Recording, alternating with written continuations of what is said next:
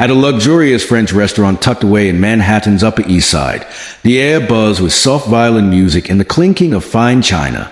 The rich and powerful often came here to escape the noise of the outside world. Among them today was Laurent Delacroix, a French billionaire tech mogul visiting New York for a board meeting. Accompanied by his assistant and a few investors, he entered the restaurant with the quiet confidence of someone who knew the world bent at his will. The maître d' rushed to greet him with a bow and led them to the private VIP section. As they sat down, their menus were handed to them, each one written entirely in French. It was intentional, a subtle show of sophistication. Most guests barely tried to pronounce the items. They just pointed. That's how it worked. Soon, a waitress approached the table, a young black woman named Nia Carter. She wore a neat uniform, her hair pulled back into a tight bun, her posture perfect, her smile warm but reserved. This was her second job. She worked long hours to support her younger brother and was saving for law school. Laurent glanced at her, then turned to his assistant and muttered in French, loud enough for Nia to hear.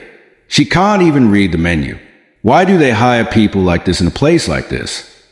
The table chuckled politely. One of the guests shrugged, amused. Nia didn't flinch. Instead, she looked directly at Laurent and replied, in crisp, fluent Parisian French, Monsieur Delacroix, if you would like a recommendation, I suggest the homard à la truffe noire. It pairs beautifully with the 2015 Chateau Margaux. And yes, I can read the menu. Every word. The entire table went silent. Laurent's eyes widened. The others stayed, stunned. The smirk fell right off his face. Vous parlez français? He asked, now more cautious. You speak French? Parfaitement, she replied. J-E-L-I-E Apris of the Sorbonne. Perfectly. I studied at the Sorbonne. Nia smiled, calm and composed, as she filled their water glasses. She didn't feel the need to explain that her mother had been a professor of languages, or that she had spent 3 years living in Lyon. She had learned long ago that dignity doesn't beg for recognition. Laurent sat back in his chair, visibly embarrassed. I apologize, he said in English. That was extremely rude of me. Nia gave a polite nod. Apology accepted, sir. Now, shall I bring the wine list? From that moment on, Laurent treated her with a different kind of respect. He asked for her recommendations again and again, both for food and wine. By the end of the meal, he even asked for her name. You're wasted in this place, he told her quietly. You should be somewhere bigger. You have more intelligence and elegance than half the CEOs I've met. She smiled again, this time more warmly. Maybe one day, she said, but for now, I'm exactly where I need to be. 6 months later, a letter arrived for Nia. On the front, the golden seal of Delacroix International. Inside, a handwritten note from Laurent. Dear Miss Carter, we are launching a new initiative in Paris to fund education for underrepresented scholars. We'd be honored to have someone like you on our advisory board. Consider this your invitation and your full scholarship. See you in France. Sincerely, Laurent Delacroix. Nia stood holding the letter for a long time, eyes glistening. Sometimes the world tests your worth, but the truth always rises, fluent, fearless, and unforgettable. After receiving the letter from Laurent Delacroix, Nia Carter sat alone in her small Brooklyn apartment, staring at the parchment over a cup of cooling tea. The letter trembled slightly in her hand, not from fear, but from disbelief. All those late nights closing the restaurant, juggling textbooks during breaks, and catching 3 hours of sleep before her early morning shift, it had all led to this. But her joy was complicated. She thought of her younger brother Malik, just 16 and still in high school.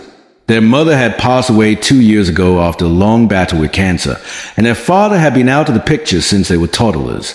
Nia had become more than a sister. She was. Malik reached across the table, grabbed her hand, and said, You have to go.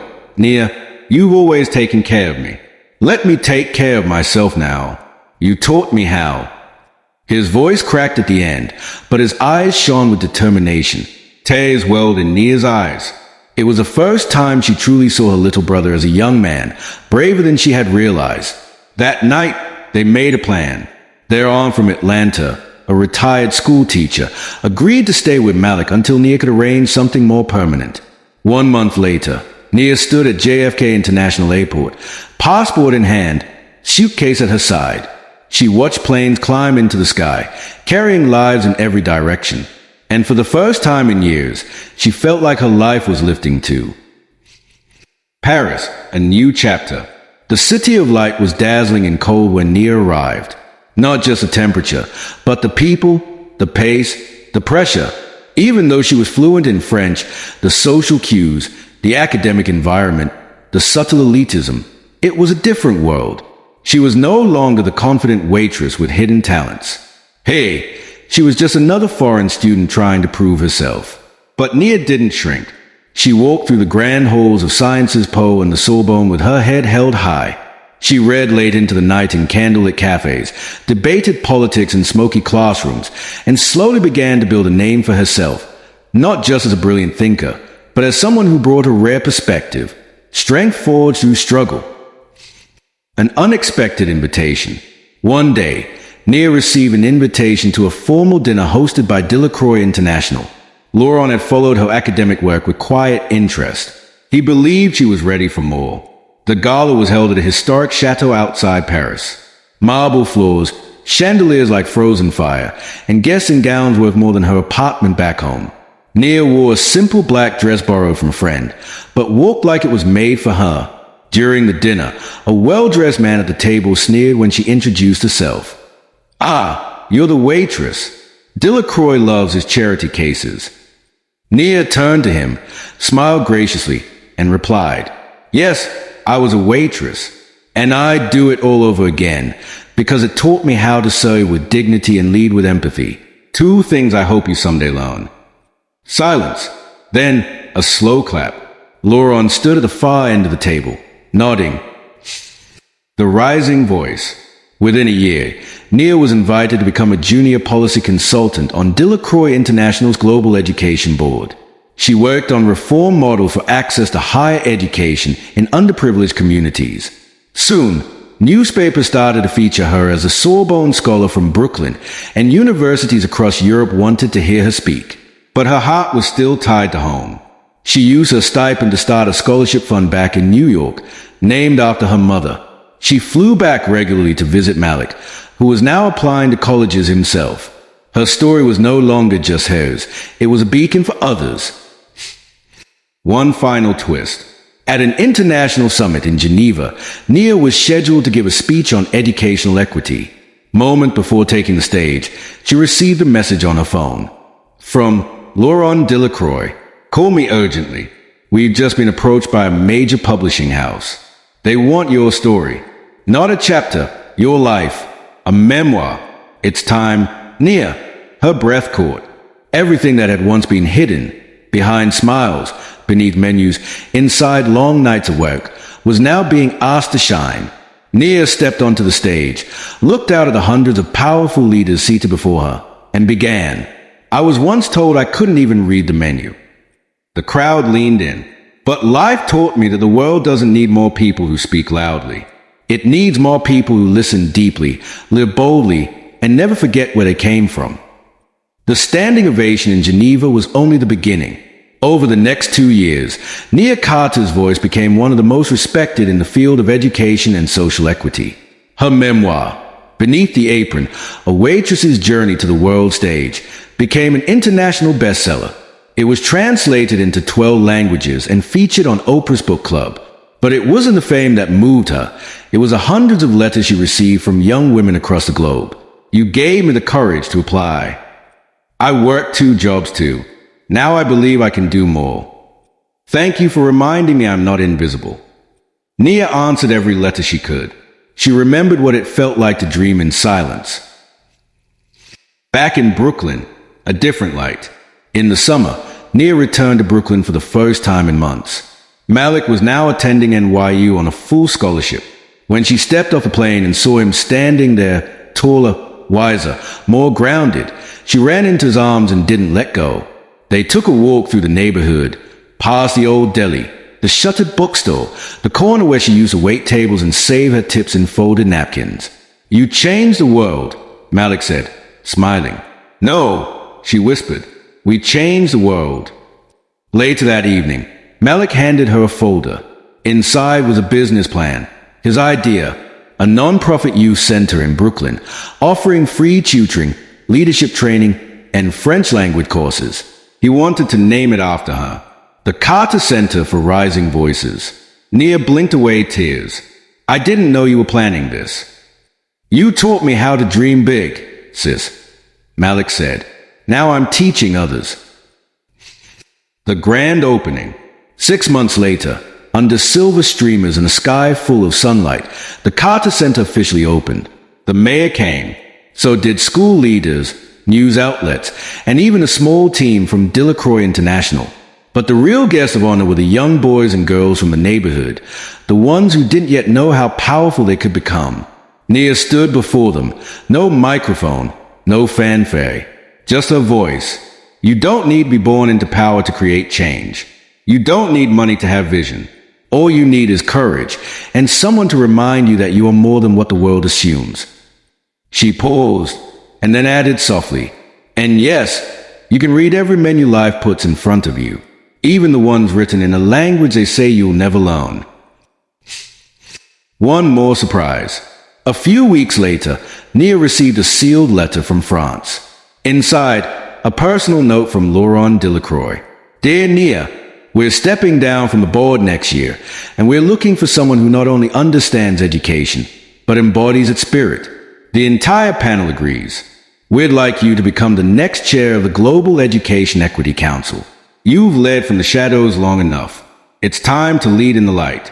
Yours with admiration, Laurent." Nia folded the letter, pressed it to her heart, and looked out her window. Across the street, a group of kids were laughing outside the Carter Center. One of them was pointing at a globe inside. She smiled. Her journey wasn't over. It was just evolving. Months passed, and the Carter Center for Rising Voices became more than just a community space. It became a movement. Students from broken homes, war-torn neighborhoods, and forgotten schools began arriving, eager to learn, to lead, and to lift each other. The center offered more than tutoring. It provided mentorship, debate workshops, public speaking, entrepreneurship boot camps, and one rare thing no institution could promise: belief. Nia was there almost every weekend, flying between Paris, Geneva, and Brooklyn. She slept less, but she smiled more. She often stood at the back of the lecture hall as young students argued over politics, business models, and Shakespeare with the same passion she once held inside while serving tables. She never interrupted. She didn't need to. They were doing what she had dreamed of, speaking boldly in rooms that were once silent. An invitation from the White House. One cold December morning, Nia woke to an unexpected email. Subject line: Presidential Committee on Youth Equity, appointment confirmation. It was official. She had been selected as one of the youngest Americans ever to serve on the U.S. Presidential Advisory Committee. Her focus? Creating an international blueprint for fair education and accessible opportunity for all youth, regardless of background, income, or geography. During her swearing-in ceremony, she wore a small gold pin, a fork and quill, representing both her past as a waitress and her present as a writer and policymaker. The press wanted interviews. TV hosts wanted appearances. Brands wanted partnerships. But Nia never forgot what mattered. The girl in the corner booth. One rainy evening, after a whirlwind trip from D.C. to New York, Nia found herself walking past a French restaurant where everything began. It looked just the same. Out of curiosity, she stepped inside.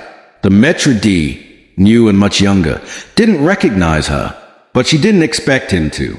She was no longer the waitress with aching feet and a heart full of hidden languages. She was Nia Carter, public speaker, author, advisor, and sister to a boy who now taught economics at NYU. Still, she took a seat in the same corner booth, ordered tea, and watched the staff hustle. It was then she saw a young black girl, maybe 17, wiping down a table nervously as a wealthy customer berated her for mistaken pronunciation. The girl flinched, apologized, and turned away, blinking back tears. Nia rose from her seat. She walked gently toward her. "You speak French?" she asked softly. The girl looked startled. I am trying to learn. I'm not great yet. Nia smiled warmly and responded in French. You're already speaking the most important part. Courage. The rest will come. She reached into her bag and pulled out a signed copy of her memoir. I used to stand where you're standing, Nia whispered. One day, you'll stand where you choose to. The girl's eyes widened. She looked down at the book. Her fingers traced a name. Nia Carter. You're her? She gasped. I'm you, Nia said gently. Just a few steps ahead. Legacy in motion. In the years that followed, Nia's impact expanded across continents. She helped reform school systems in West Africa, launched youth tech hubs in Detroit, and mentored hundreds of young leaders. But she never stopped visiting Brooklyn. She never stopped listening. She never forgot the flavor of humility, the cost of silence, or the power of a fluent voice in a disbelieving world. One day, a reporter asked her, "What's your proudest accomplishment?" She thought of the awards, the honorary doctorates, the committee chairs, the bestsellers. But then she thought of Malik. She thought of the Waitress. And she said, without hesitation, that I proved one truth. You don't need permission to be powerful. You just need one moment to rise and the heart to carry others with you. Nia Carter was used to being underestimated. Each day she tied her apron tightly around her waist and served New York's elite at La Lumiere, one of the most prestigious French restaurants in Manhattan. To the customers, she was just a waitress, quiet, polite, invisible. But they didn't know that she had once studied at the Sorbonne, or that she spoke 4 languages, or that her nights were spent caring for her teenage brother Malik, while secretly applying to graduate schools around the world. Then, one rainy evening, a French billionaire named Laurent Delacroix sat at her table. Confident, powerful, arrogant, he glanced at the French menu and muttered loudly to his guests, "She can't even read this, can she?" Laughter followed. Nia stood still, the sting of humiliation sharp, but she didn't walk away. Instead, she leaned forward and responded, fluently, flawlessly, in French. "Monsieur Delacroix, may I recommend the homard à la truffe noire? It pairs beautifully with the Margot 15. And yes, I read the menu just fine." Silence fell. Delacroix was stunned. The room shifted. So did Nia's life. Act 2. The Rise. Weeks later, a handwritten letter arrived. Delacroix offered her a full scholarship to study in Paris and join his new education initiative. It was the opportunity of a lifetime. But leaving meant leaving Malik. They talked for hours, cried, laughed, and then Malik said, "You've carried me. Now let me carry myself. Go, Nia." She went. In Paris, Nia didn't just survive. She soared. Her passion lit every classroom she entered. She challenged professors, published research, became a voice for marginalized youth. She remembered every tip she ever earned, every name she was ever called, and used it as fuel. Soon, the world began to notice. She was invited to speak at the UN, signed a memoir deal, became an advisor on global education policy. Her nonprofit, the Carter Center for Rising Voices, opened youth hubs from Brooklyn to Nairobi, but her heart remained grounded. She still called Malik every Sunday, still returned to Brooklyn each year to see the students learning in the very center she helped build. Act 3. Full circle. Years later, on a quiet winter evening, Nia walked past La Lumiere. The sign was older now, the building unchanged. She stepped inside and took a seat in the same booth where it all began. A young waitress, nervous, underconfident, approached her table. When a customer insulted her accent, she flinched and looked away, just like Nia once had. Nia called her over. "You speak French?" she asked gently. "A little," the girl said, embarrassed. "Still learning." Nia smiled and handed her a small book from her bag. It was her memoir. Signed, "I once stood where you're standing," Nia said. "One day, you'll stand where you choose to." The girl's hands trembled. Her eyes widened. "You're Nia Carter." "I'm just someone who learned how to read the menu," Nia said, "and rewrite it." Final scene, legacy. In her final public speech, years later, Nia stood at the Carter Center's International Summit. The audience was full of world leaders, educators, and young students from over 40 countries. Cameras flashed, but she looked only at them, the rising voices. "The world once told me I wasn't enough," she said. "But I didn't need the world's permission to lead. I just needed to remember who I was. And so do you." She held up her old restaurant name tag. "This isn't where I started. This is where I was discovered. And now, I leave this stage for you to stand on." She stepped down as hundreds of young voices stood and cheered, many with tears in their eyes. Not for her fame, but for her courage, for her truth, for the proof that greatness is not given, it is chosen, even in silence, even in struggle. The end.